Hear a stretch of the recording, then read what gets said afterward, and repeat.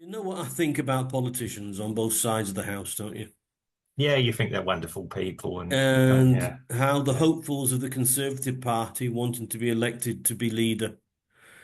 Well, there's two of them left now, but both of them, even when they all started, they were all guilty of putting the party where it currently is, almost wiped off the political map. It's funny that the same people are Yeah. applying for a job to lead the Yes. place, right? So Yeah, anyway. well. Or even the ruling party, Mhm. led by Keir, I'm now a Swifty Starmer, and his other Swifty colleagues, Yeah, oh, yeah. believing it's more important for the security of a country western singer than their own nation. I discovered that there is a light at the end of the political tunnel. Mm. Ah. No, right. It is, however, a very long tunnel. So long, in fact, that you have to travel to Italy to see it. Really. I Oh. speak, of course, of Giorgia Meloni, the Mm. Prime Minister of that country. Now, it's odd because I'm not a fan of politicians, Mm. and I'm certainly not a fan of Italians because of previous experiences with Italian nationals, both inside and outside of Italy. Okay. I used to share a flat with an Italian actress. Mm. She appeared in the films The Witch's Sabbath, Mm. Exemplary Crimes, and an Italian soap, The Taste of Victory. Okay. This is back. She did these in 1988. I think we lived together when in 1989, a year after. Anyway, she was very difficult to understand. Mm. She would be nice one day and a raging bull the next, you know. And for no apparent reason, she'd go off and you had to sort of hide from her. Yeah, That was a rocky couple of months, I'll tell you. yeah. Shout out to Renata. Okay, Yeah. I won't give her full name out. I'll tell you later after the podcast. Yeah, yeah. Yes. And you can go and try and watch her films. Oh, there's good Mm. for you. You're the film buff. Oh, yeah. Yeah, I don't mind a bit of foreign film. Yeah. There you are. Another. Um, this was in Switzerland when I met Yeah. Renata, and we Yeah. lived together in Geneva. Yeah. In Italy, uh, if you buy a metro ticket to go on the underground, to go on the metro system, Mm. normally you buy them at a magazine stand, Yeah. what we call a newsstand, you know. Yeah. And the guy who sold me the ticket, he went berserk because I wanted to pay him it with coins. This was in the time of the old lira, Yeah. Italian lira. Yeah. And to give you an idea, a thousand liras, which is the smallest banknote there, Mm. was worth around about 50p, 40p. Yes. So when you've got coins of 50 lira and 100 lira, Yeah. it's much more heavy than Yeah. and me being a you know ignorant on these sort of things at that time, Mm. you'd go into a shop and buy something, give these coins, and you keep them, you keep them Yeah. until Yeah. they were weighing me down, and I Yeah. went to buy this ticket, and he exploded. He called me a cretin. Oh, I thought, well, customer service. Yes, that was I it. thought Yeah. to myself, well, I'm not coming back here again. But I digress. Yeah. Right. But it's odd that although I'm easily frustrated by politicians and even more easily frustrated by Italians, I'm strangely attracted to this lady, Giorgia Meloni. Mm. It's odd. But why? Is a question.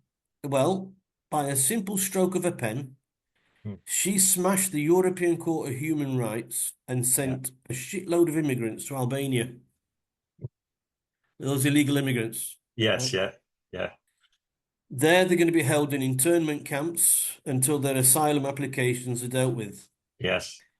The sort of thing that the British government wasn't able to do for 10 years. Yes, well, So what can we draw from this? So either the British politicians are so inept, it's embarrassing, or they are deliberately opening up the borders to allow illegal immigrants invade the country, therefore committing treason as they are facilitating foreign invasion. mm, Right? That's one thing.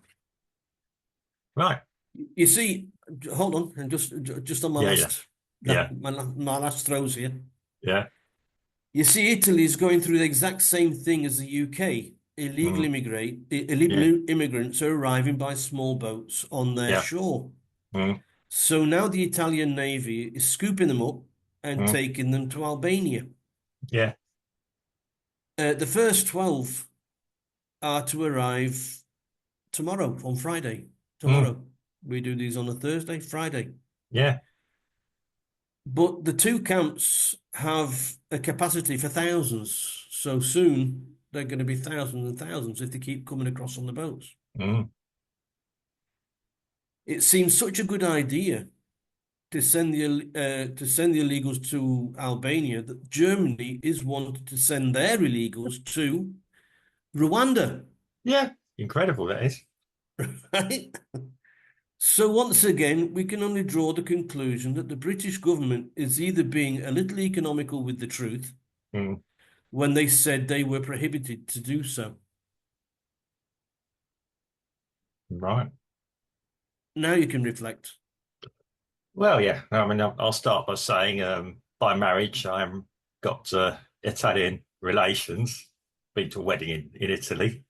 It Mm. could be a name of a film. That could be, or a song. Yeah, wedding in Italy. A job. Yeah. Yeah. I've never found the Italians particularly bad.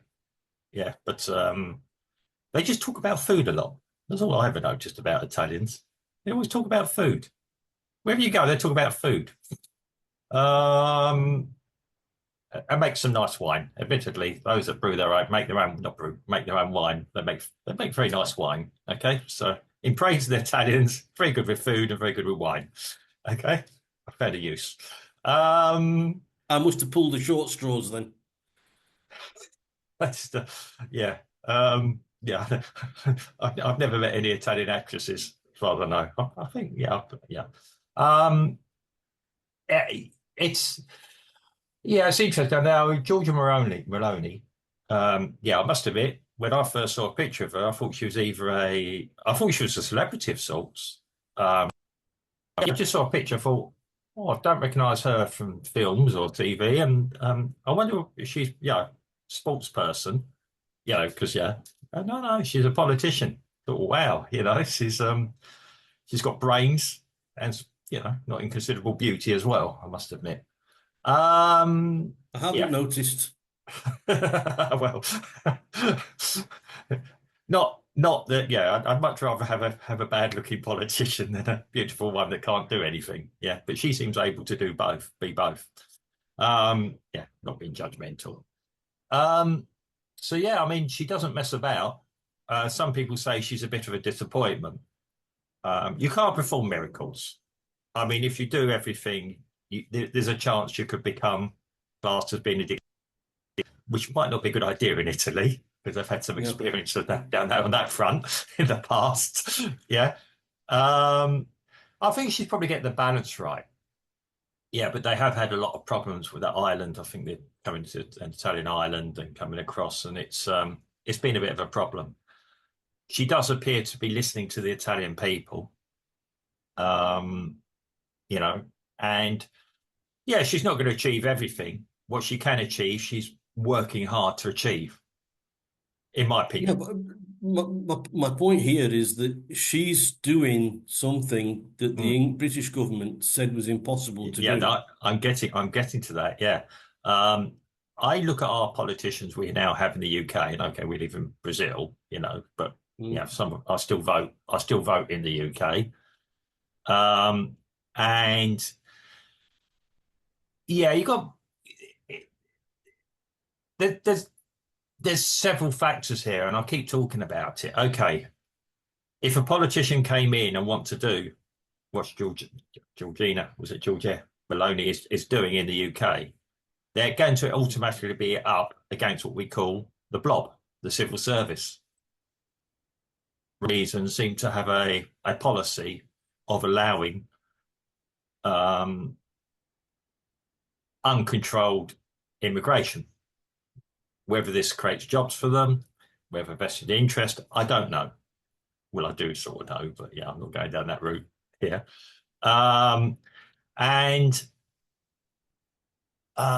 This is it. They're up against something. Whenever one politician tries to do something, they get removed or they get accused of things.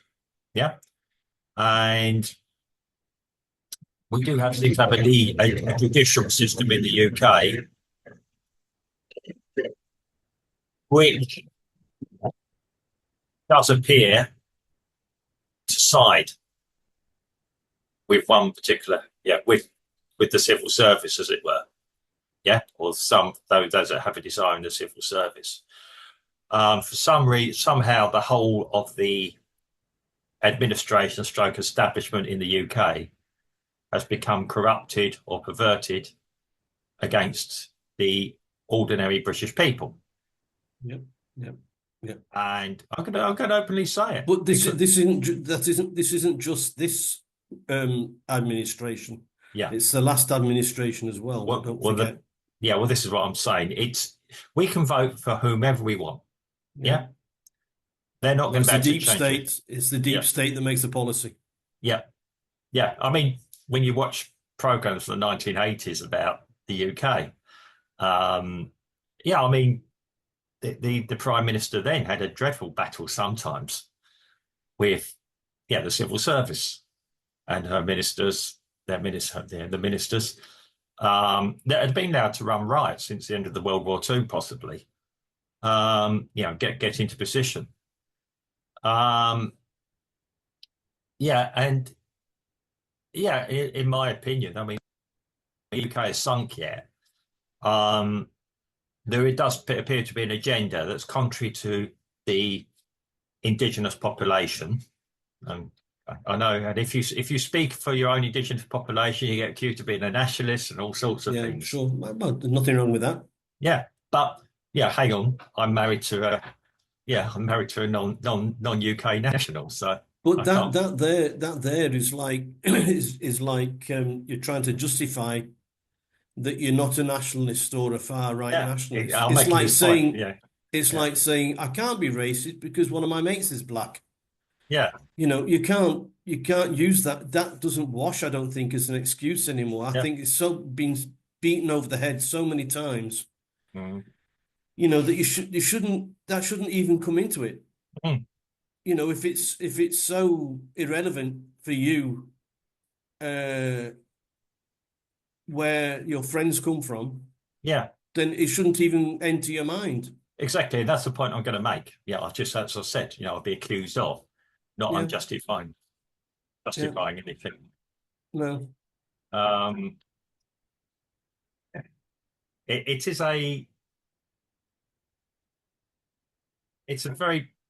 It's a very worrying trend, like you say. I've now got to justify being British. Yeah. I've got some banging going on where in the background. Were born. Yeah. It's where you were born. You can't help that. Yeah. Well, British by birth, English by the grace of God. But let's go down that road. But it is troubling and it is worrying that we are now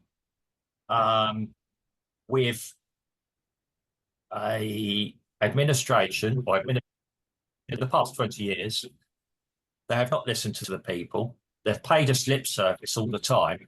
Yes. This has now become very, very apparent. And when I've been reading history or sort of things like this quite recently, because it's interesting that, when you step away from your own country and everything, you start reading and just keeping contact, you see things that you didn't see because you're in the eye of the storm. Yes, of course. And I'm going to say, some personal experience, when I moved to Brazil like you did, we had to go through certain loops and criteria, possibly more than you, to prove who we were, that we were not of bad character, whatever that means.